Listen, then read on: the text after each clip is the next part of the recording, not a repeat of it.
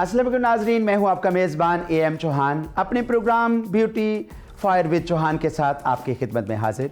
जैसा कि आपको पता है कि हम पाकिस्तान के superstar hair artist, makeup artist और डर्मेटोलॉजिस्ट और इसके साथ साथ स्किन स्पेशलिस्ट और फैशन डिज़ाइनर से आपकी मुलाकात करवाते हैं और उनका आर्ट और फ़न आपको दिखाते भी हैं और समझाते भी हैं।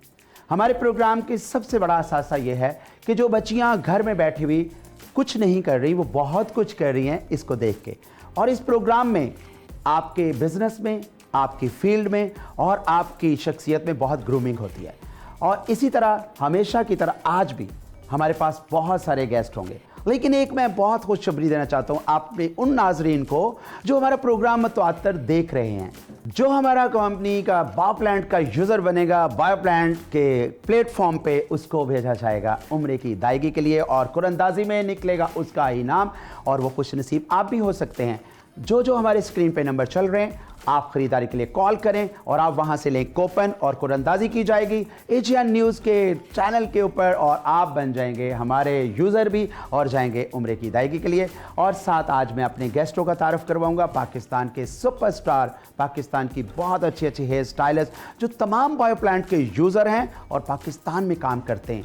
आइए हम उनसे मिलवाते हैं आपको। हमारे स्टूडियो में आज कौन कौन है जी नाज़रीन? तो हमारे साथ कौन सुपरस्टार हैं आज? पाकिस्तान का बिग नेम, लोग इनका इंतज़ार करते हैं, सुपरस्टार इनका इंतज़ार करते हैं, सेलिब्रिटीज़ इंतज़ार करती हैं कि हमें कब टाइम देते हैं। मेरी मुराद पाकिस्तान का बहुत ही अच्छा हेयर स्टाइलिस्ट मिस्टर प्रिंस।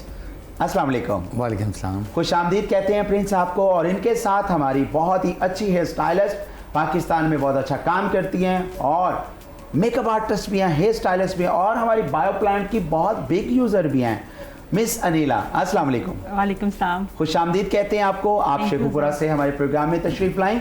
इसके साथ हमारे पास जो गेस्ट हैं बहुत ही अच्छी गेस्ट हैं और पाकिस्तान में बहुत अच्छा काम कर रही हैं और बहुत सारी क्लासेस भी पढ़ाती हैं स्टैटिक के ऊपर। मेरी मुराद है आज हमारे साथ जो हैं वो बहुत ही अच्छा काम करने वाली हाइड्रा के ऊपर, PRP के ऊपर, आईलैशेस के ऊपर मिस शिजा। अस्सलाम वालेकुम। वालेकुम सलाम। खुश आमदीद कहते हैं हम अपने गेस्टों को कि आप यहाँ तशरीफ़ लाए। ब्यूटी फायर विद चौहान में हम आपको खुश आमदीद कहें और बायोप्लांट की तरफ से आपको बहुत बहुत खुश आमदीद। मिस्टर प्रिंस, आपसे शुरू करूँगा। आपका नाम, आपका माशाल्लाह एक मकाम बहुत है, लोग इंतज़ार करते हैं, सेलिब्रिटीज इंतज़ार करती हैं। कब से काम शुरू किया आपने? मैंने काम शुरू किया 2000 में। ओके। और 2000 में मैंने काम शुरू किया और वैसे तो मैंने जो ट्रेनिंग करनी शुरू की वो मैंने तकरीबन कोई 11 साल की 11 एज की। अच्छा, 11 साल की उम्र में शुरू किया? 11 साल की एज में शुरू किया।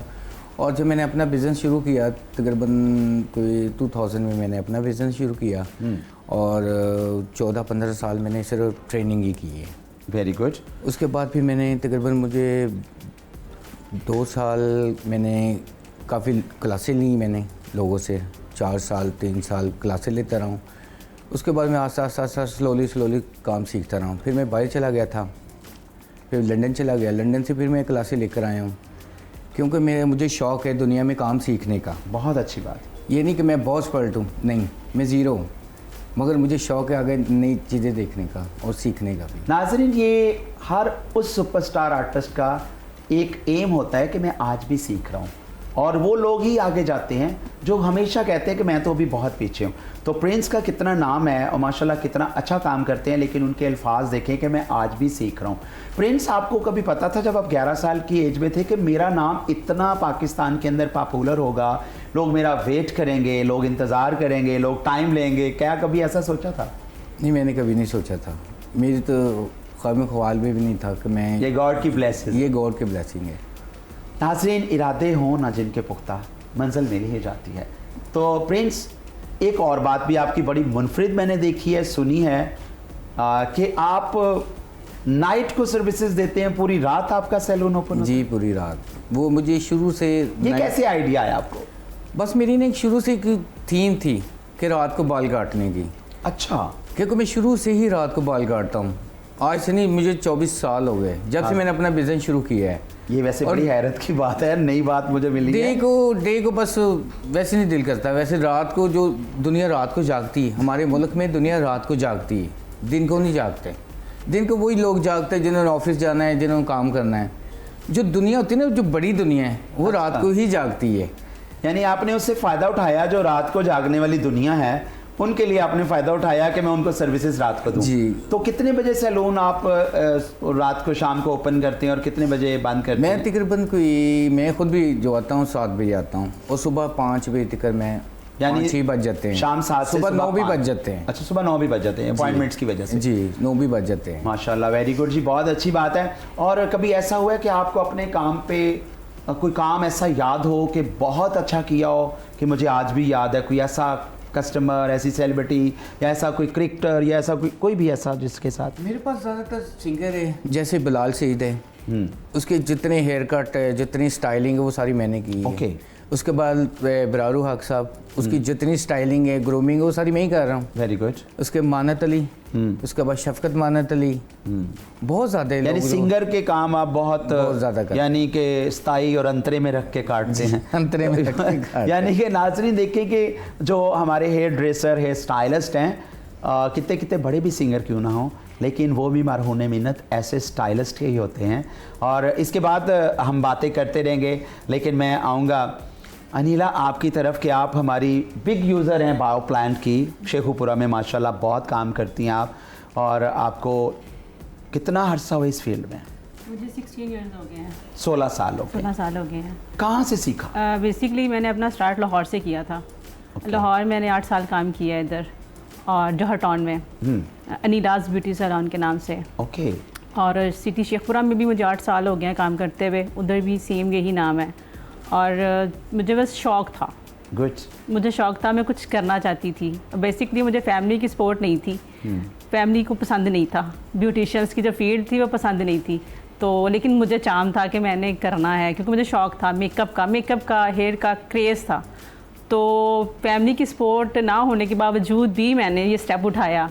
लेकिन अल्हम्दुलिल्लाह कि मतलब वो देख के अब सब हैप्पी हैं और अब उनकी फुल सपोर्ट है मेरे साथ, और शुक्र अल्लाह का। यानी अपना लोहा मनवाया अपने काम के साथ, अपनी सिंसियरिटी के साथ और अपने एक अच्छे विजन के साथ आपने मनवाया कि वो सब लोग आपके साथ एग्री हो गए। मैं हमेशा यही कहता हूँ कि कोई फील्ड बुरी नहीं होती, कोई काम बुरा नहीं होता। इंसान का अपना करैक्टर और अपना पैशन होता है। अगर वो अपने पैशन को एक पूरी ईमानदारी के साथ लेके चले, काम को पूरी, तो सब लोग जो मुखालिफ होते हैं वो आपके हमायती बन जाते हैं। तो आज क्या काम आप ज़्यादा शौक से करती हैं? हेयर का, मेकअप का। हेयर और मेकअप दोनों, यानी आप दोनों ही चीज़ों के ऊपर अबूर हासिल रखती हैं। जी।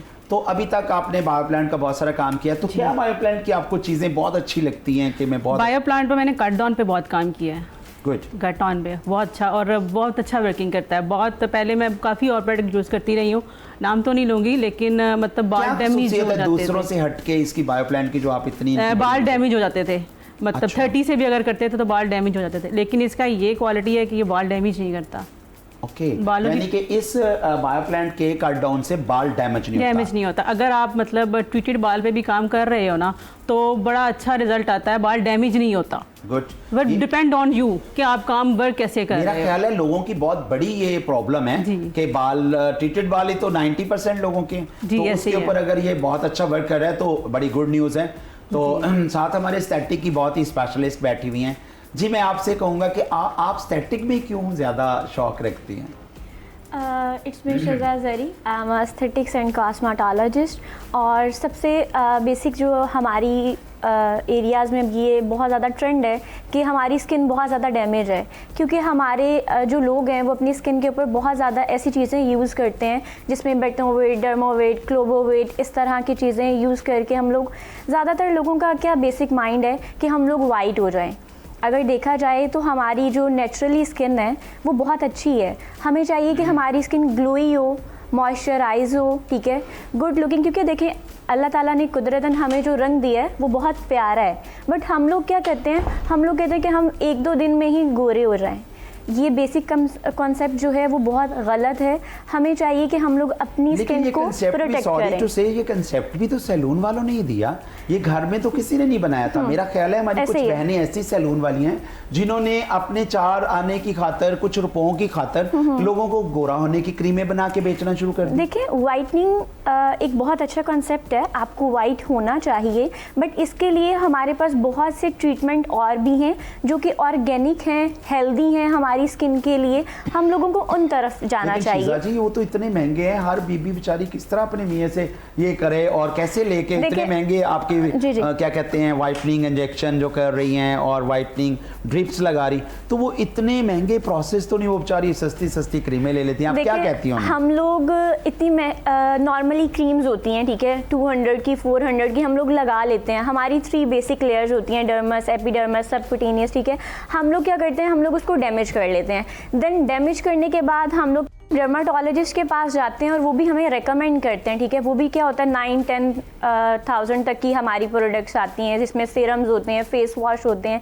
तो इसीलिए हमें चाहिए कि हम लोग वो चीज़ें यूज़ करें जो कि ऑर्गेनिक हैं। और ये हाइड्रा, बीबी ग्लो, PRP इस तरह की ट्रीटमेंट हैं जो कि आपकी स्किन को प्रोटेक्ट करते हैं, हेल्दी रखते हैं, आपकी स्किन को डैमेज नहीं करते और लॉन्ग लास्टिंग तक आपकी स्किन के साथ चलते रहते हैं।